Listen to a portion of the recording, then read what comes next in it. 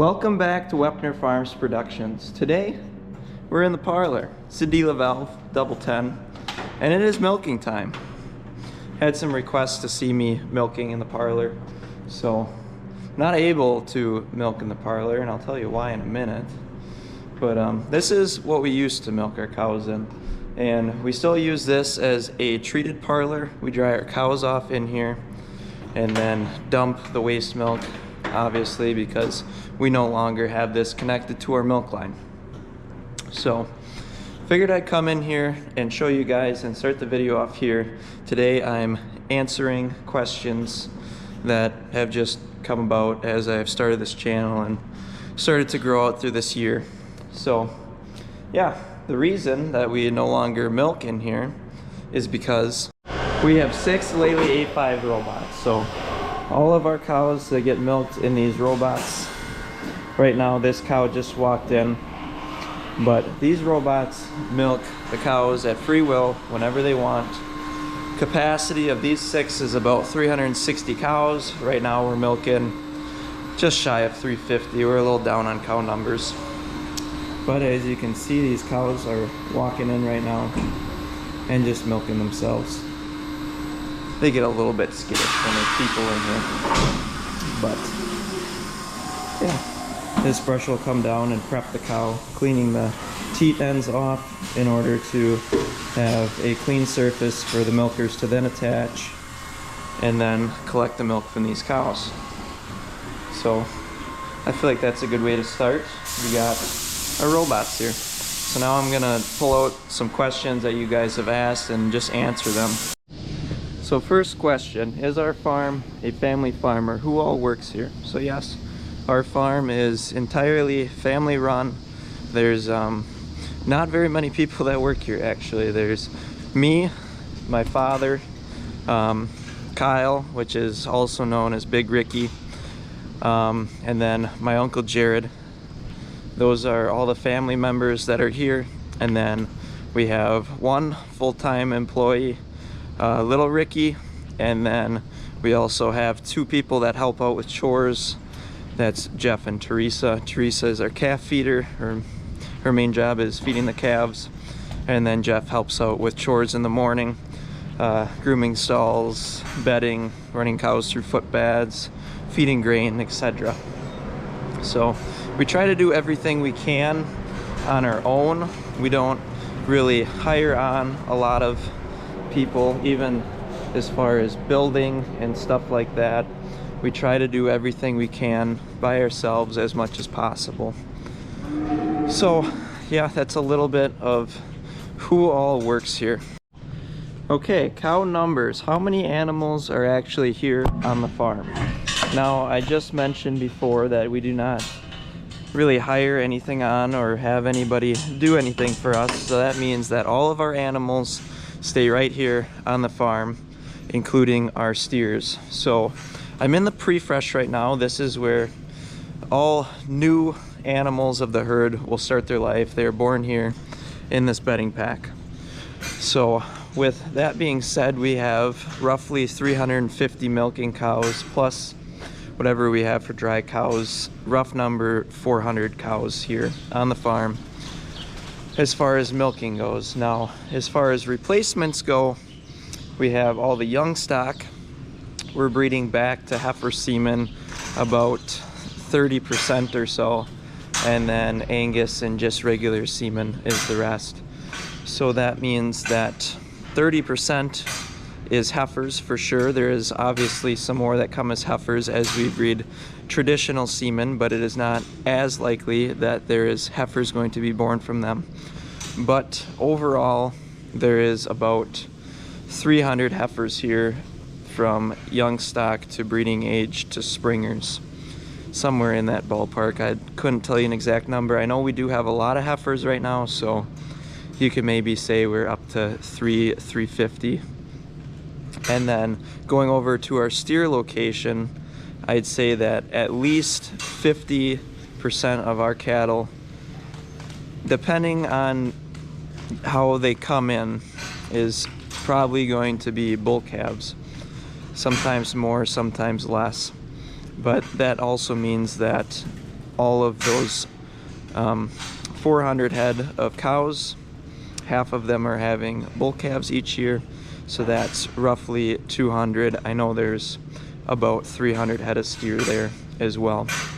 So in total, with all of the cows, all of the heifers, and all of the steers across the road, there is about 900 head here in total. So that's a lot of animals, a lot of mouths to feed. So that is our total head count as far as cattle goes.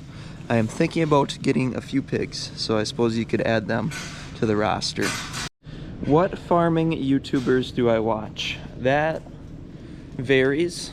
I don't honestly watch a lot of YouTube, but I'd say I've been watching I'm gonna say it wrong, the Sass Dutch kid. He's a Canadian farmer. I feel like there's ways I can relate to him. I think that, I mean, he lives in a whole new extreme of cold, but us in Wisconsin, it's cold here, it gets cold here. We have swings, a lot of temperature swings. I think it's maybe worse than there, but they definitely get colder. But I've been watching him a bit lately. I think it's really interesting to see that, just how they have changed their farm to adapt to the cold weathers, because like our barn, completely different than what theirs is. Theirs is almost fully enclosed, and it's really interesting. You have to check it out. That's a little plug for him, I guess. But other than that, I watch some Larson farms. I've watched Sony farms, reels, but those are probably the top ones I watch. And then some 10th generation dairyman. He put that robotic feeder in.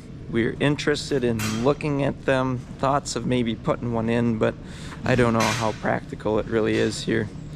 So those are some of the YouTubers I watch. Slight break here. Here's an Angus. It is a full black cow. She is one of the trial run cows for the fenceless collars that we did.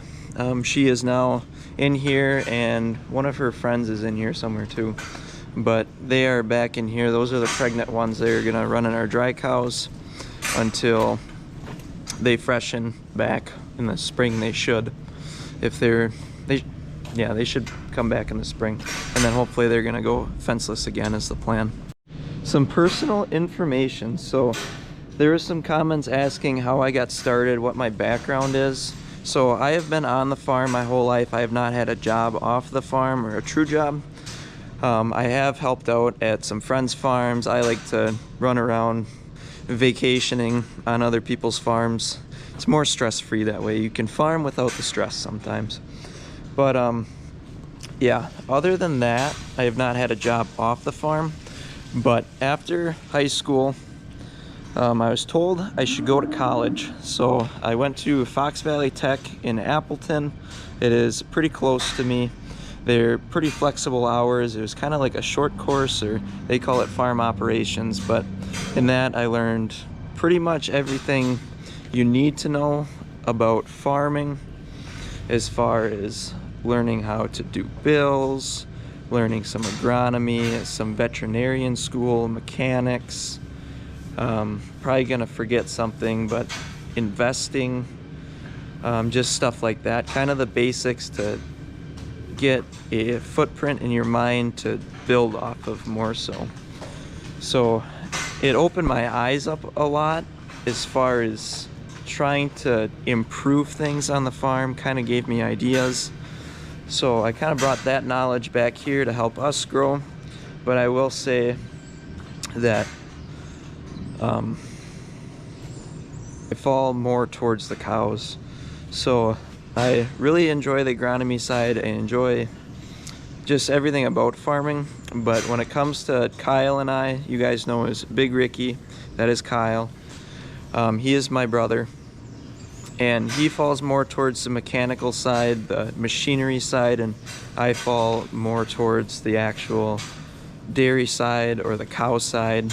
I have learned a lot about taking care of cows, doing veterinary type stuff with the cows, and Kyle kind of went the route of learning mechanics. He just overhauled that engine on that 6605. He's been doing pretty much all of our mechanic work, and that's somewhere I don't really care to be. I just not much of a motorhead. I like to I'll tinker with stuff once in a while, but I'm not super knowledgeable about motors and stuff and how they work. I couldn't take a motor apart and put it back together. So that's how I fell more on this end, and then we share the machinery operating end and the agronomy end, and kind of just all around kind of made a balance and everything. And there's jobs that he likes more that I kind of leave him to, and there's jobs I like more that he kind of leaves me to.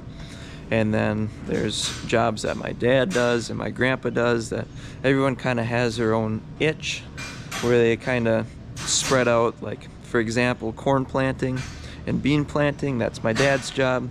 The spraying is my job. Kyle does all the chopping. Dad does the combining. I do the truck driving or semi-driving. And then my grandpa, he is starting to slow down a little bit. He just turned 80 this past year of 24.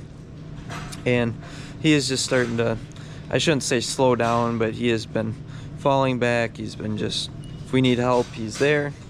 Otherwise, he's just kind of doing his own thing, finding things to tinker with. Probably definitely doing some of the jobs that maybe need to be more attention to, and kind of just keeps the show moving and keeps everything running. Kind of notices things that maybe other people overlook and make sure that we come back and fix the things that need to be fixed. So on top of our family farm, I am adding one to the family. I just got engaged over this Christmas to my beautiful now fiance, Natalie. Maybe I'll pop a picture in or something so you guys can see her. She was in one video. We were chopping hay. I don't remember which one it is, but I think it's titled like How We Chop Hay or something. And I'll maybe just plug that video right here. And she rides along, makes me dinner and lunch sometimes and whatnot. But we just got engaged, so that's pretty exciting. I'm definitely excited to maybe start a family here in the near future. But for now, we're just farming. I suppose now that I let out the secret about the Rickies, that their names aren't actually Ricky, I'm still gonna call him Ricky, but my older brother, Big Ricky, his name is Kyle, like I just mentioned. But the reason I called them Ricky was kind of because I didn't know how anything was gonna go, and I didn't know how they were gonna react. I had mentioned that I wanted to start a channel, and just one day I kind of showed up with the camera, so I didn't want to like invade into their privacy. So that's why I gave them the Ricky name. The Ricky name kind of comes from the fact that I just called everyone Ricky. When we would have someone hired for like weekend chores, I would call him Ricky because it was easy. Sometimes it fluctuates who's gonna work weekends, how many. There's a lot of kids that come and help teach them about dairy, and there's a lot of people that come in and out as people. It's kind of like a side job. So, you know, people come in, do their side job, then work for a few months, then they carry on to something else. And I understand it. Weekends are hard. No one wants to work weekends, and that's understandable. But I just started calling people a different type of Ricky every time they started working here. So it'd be like new Ricky or old Ricky or big Ricky, little Ricky, stuff like that. So then when I pulled the camera out, I was like, well, I'll just call them Ricky because I don't want to invade their privacy. And I've always joked about Rickies before. It's kind of been an ongoing joke here that everyone's name is Ricky. So yeah, I just started calling Kyle Big Ricky and Nicholas Little Ricky. And I thought it was pretty catchy too, but I found out that Kyle actually doesn't really like it when people just come up to him in the grocery store and call him Big Ricky because his name is Kyle. So if you ever happen to see him out in Mother Nature or out at a grocery store or something, you can feel free to call him Kyle. Nicholas, he's fine with Little Ricky. And I see he started his own little channel, Wepner Farms Productions, Little Ricky. So I thought that was kind of funny. I saw he commented on one of my videos. So yeah, that is that aspect. I'm gonna look and see if there's any comments I missed asking questions. Otherwise, feel free to drop some comments in and I'll try to answer them over the comments of this video, because I probably won't make another video like this one, at least for a while, or until we grow quite a bit bigger. Oh, you got him. How many you got so far? They're laying all over the place. I don't see them drop, but they're getting feathers, so obviously I'm hitting them. You have anything you want to say to the YouTube? Making a catch-up video on all the questions they've been asking. What kind of questions they have? All kinds of them. Maybe they want to know how you got started farming. It's in my blood. Just in the blood. It's in the blood. Alright. Gotta show them the manure pit now, because everyone was asking how the manure gets from here to the slurry store across the road. So right here is an alley scraper. It's got a couple pigeons in it. His dad's been plucking them off. They're actually laying all over the place. But we have alley scrapers. There's probably, on this side, there's 3 sets of them. 3 of these in a line that keep pushing manure from that end of the barn down to this end of the barn, where it then eventually pushes it all the way down here into this pit. I believe this pit is like 14 feet deep and like 14 feet wide, and then it spans the whole length of the barn all the way to the holding area over there. So then it drops the manure into the pit, and then we have a couple agitators. I'll go in the pen here. A couple Gia agitators like this one here that then stir the pit. These have a prop on the bottom. It's kind of like a boat motor in a sense. It's got a prop that goes down, and it's got knives that spin around in circles, and that blows the manure around in the pit, gets it liquidating, gets it all stirred up, and turns it into a liquid. Here a scraper is now. It's going to drop some manure into the pit. Boy, he's got pigeons all over. It's a massacre here. He can go in there. So here the scraper goes, dumping the manure in.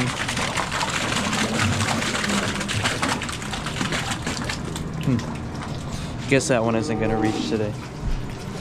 But anyways, the manure goes in there. This is a great video here. And then we have this piston pump. It then has obviously a piston in it.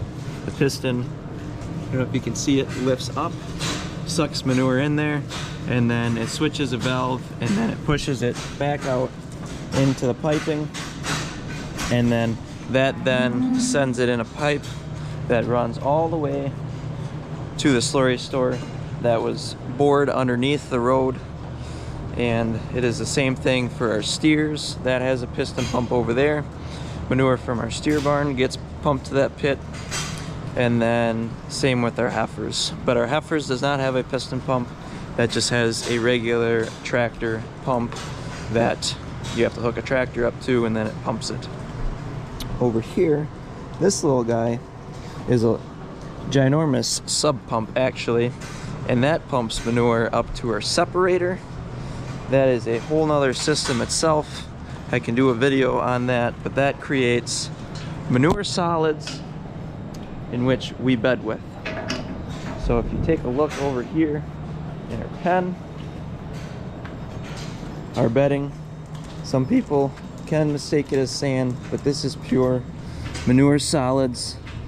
It is quite literally manure that has had the juices squished out of it, and then the solids then are pressed out and they make a pile. We take the pile, put it into our bedding shed, in which we compost it for roughly a week, where it heats up to 160 degrees, killing a lot of the bacteria and also drying it out in the same time. Then we mix some lime with it to increase the pH levels, and that makes it so that bacteria cannot grow in it as easily. And on top of that, we do spread hydrated lime on top of the stalls where the cows lay, just for a little extra bacteria killage. So that's this stuff right here, and we just spread that on top. So we have all kinds of beds in here. We have just regular concrete beds over there that we bed with manure solids. We have, these are just rubber mattresses here. Those are slowly coming out. When they turn into junk, we tend to just tear them out. Over here we have water beds. So you can see these cows, if you step on them, they have water in them. They jiggle, move around. I believe some of these are been coming out. This one's just got some rubber on it. And then on the other end we have deep beds. More history for you guys. This barn that I'm standing under, this is the original free stall. Then we added on that end that now has our dry cows and prefresh. This was all one milking barn. We kept our prefresh on the other side of the farm along with our dry cows. We now have all of our prefresh dry cows and milking cows all under one roof, which makes for a lot less stress with moving, makes it a lot easier for us to be able to just run cows down across the alley. It's pretty simple that way. But as we keep walking here, actually this wall right here is the end of the original barn. One of these cows is in heat, and I guess that one. So this actually used to be where the scrapers would end. There would have been a walkway right here so that you can walk in, work on the scrapers and whatnot. But now we have put deep beds here just to add more stalls.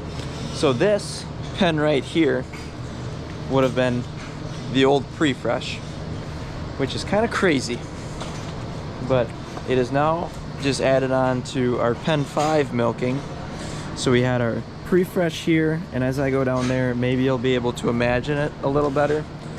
But so this was the end of the old barn right there, and then we go into the new barn. You can see a slight change in colors in the rafters and purlings as we walk into this end. So this was our prefresh. We put deep beds in it. It was just head on head.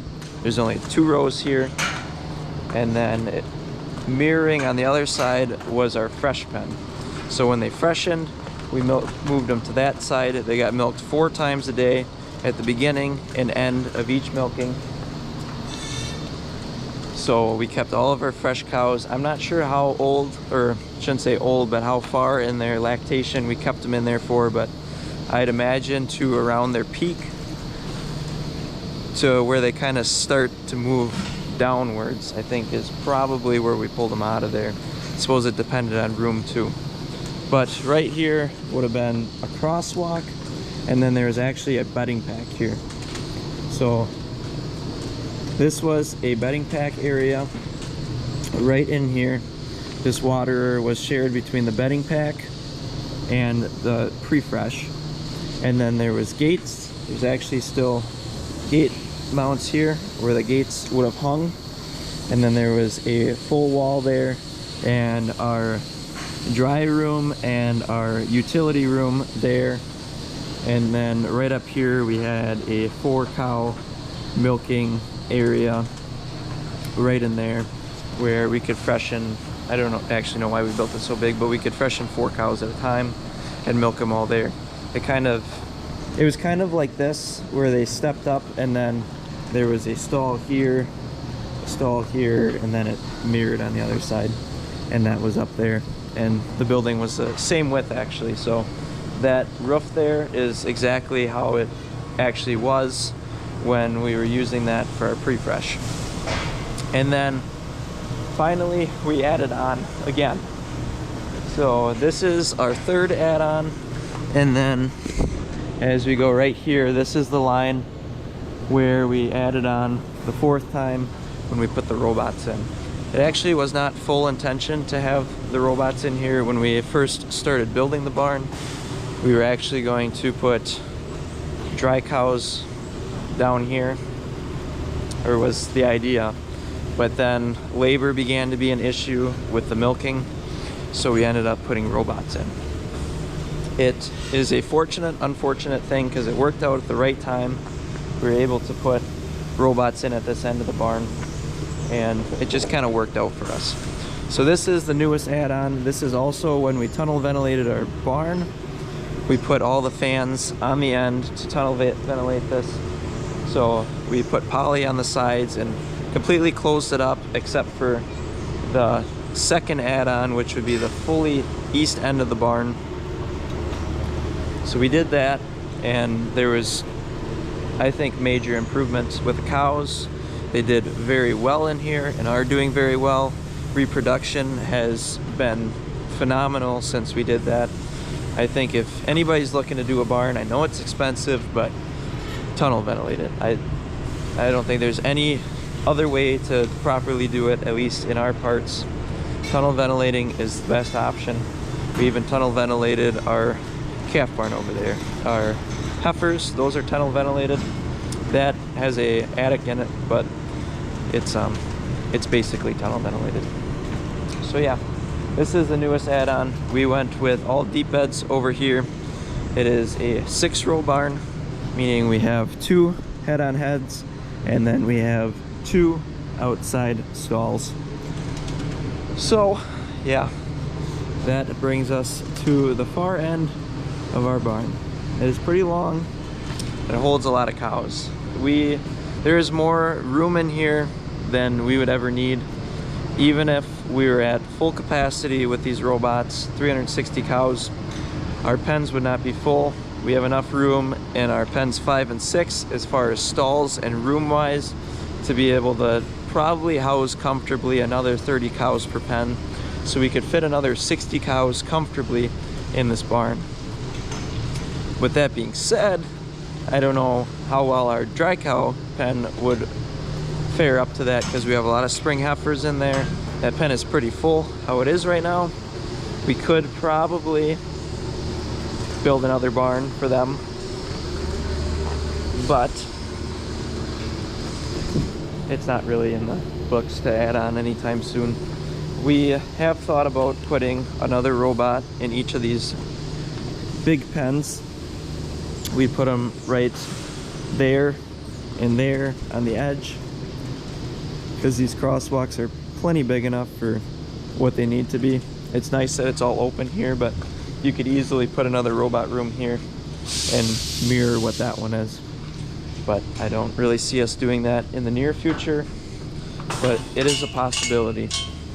So yeah, that was a pretty solid tour of the barn, I'd say. If you have any questions on anything in here, go ahead and ask it, but I feel like we covered her pretty well.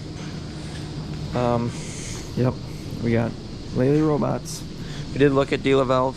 I think if you're more of a cow guy or more of a herds, but I think that these are a lot more hands-on with cows as far as that goes.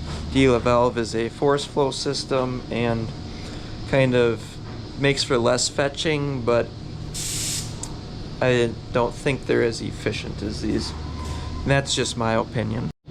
So with that being said, I think I'm gonna wrap this video up. I feel like I covered a lot of good stuff. I am making another video. I have a whole bunch of old-time farm pictures of our farm throughout the years that I'm gonna try to make a video out of. They're not the best quality pictures, but I think it'll help you guys have perspective on how we grew as a farm, and just kind of be able to see what this farm looked like before and kind of see the history as a lot of people want to see.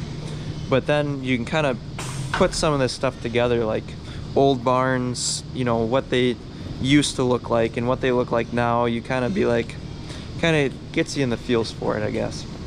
So I'm going to try to do that. So I hope you guys enjoyed the video. Make sure you like and subscribe, give her a share, and we'll see you next time. Thanks for watching.